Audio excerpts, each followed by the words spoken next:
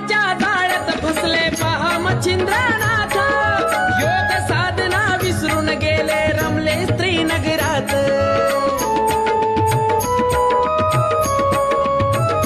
मैनाकिनी सवे संसार थाटला वैराग्य हे बुडाले मैनाकिनीला शापच होता विधी लिखित हे घडले